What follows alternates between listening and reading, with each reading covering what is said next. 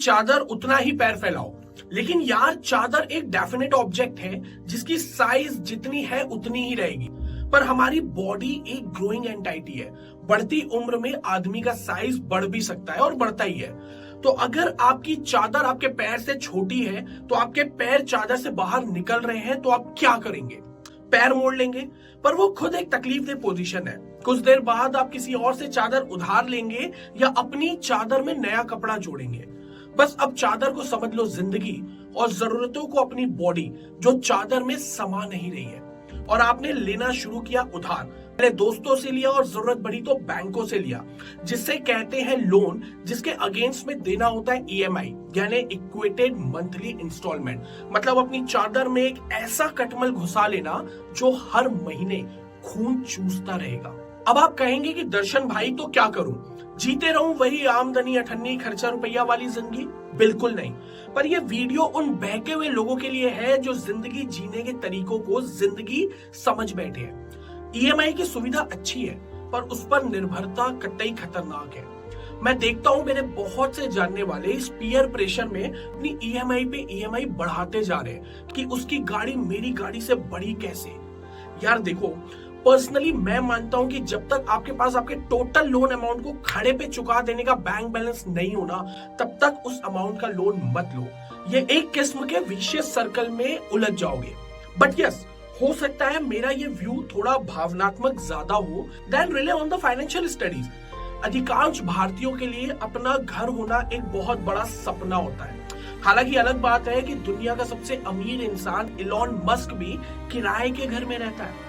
Well, coming back to India, घर का सपना होम लोन की अर्जी डलवाता है और हर महीने के बजट से एक बड़ा हिस्सा खाता जाता है। पर ख्वाहिशों के बाजार में, अरमानों के आकाश में लोन सिर्फ होम का ही थोड़ी है। हाई इंश्योरेंस प्रीमियम है, एक्सपेंसिव पर्सनल लोन है, कार लोन, ये भी तो भाला लेकर खड़े हैं आपकी जेब पर वार करने। द पॉइंट हियर इज, अंधाधुंध लोन लेने से परहेज करो, क्योंकि जो लिया है वो चुकाना तो पड़ेगा। माल्या और नीरव कभी तो चुकाना ही पड़ेगा। एक मिडिल क्लास एग्जांपल से समझाता हूँ। अगर आप मुंबई जैसे बड़े शहर में रह रहे हैं और आपकी आमदनी 60,000 है, पर खर्चा हो गया 66,000, जिसमें इंश्योरेंस प्रीमियम 21,000 का भरा और डेफिनेटली खुद को ओवर स्ट्रेस कर रहे हैं आप। अब कहेंगे भैया पॉलिसी का प्रीमियम तो भरना ही पड़ेगा, तो मैं कहूंगा नहीं सर, पॉलिसी को बदलना पड़ेगा। Because it's a rule of thumb that insurance premium should not be more than 6 to 7% of your total income.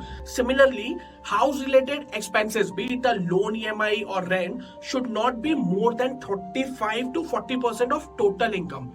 Personal loan should be 10% of total income. On a larger perspective, the combined EMIs of all loans should not be more than 45 to 50% of the total income. तभी आप loan की सुविधा का आनंद ले पाएंगे, rather than loans को अपने जीवन की दुविधा बना लेंगे। एंड अगर आपको ये इतने कैलकुलेशंस करना जटिल लगता हो तो आप एक काम शुरू कर दीजिए। जैसे ही आपकी मंथली इनकम आपके पास आए, उसमें से 20% अलग निकाल कर रख दो जो कहीं इन्वेस्ट कर दो और अपना पूरा फाइनेंशियल प्लान उस 80% इनकम पर बनाओ। And that's a conventional but golden rule. अगर आप डेली वेज अर्नर भी हैं तो इसी फॉर्मूला बेसिस पर अप्लाई कीजिए। Make your life easy with EMIs, not burdened with EMIs. So this is Darshan signing off with his Darshan of Life. अभी तक नहीं किया ये तो अब से करके देखो and make the rest of your life best of your life.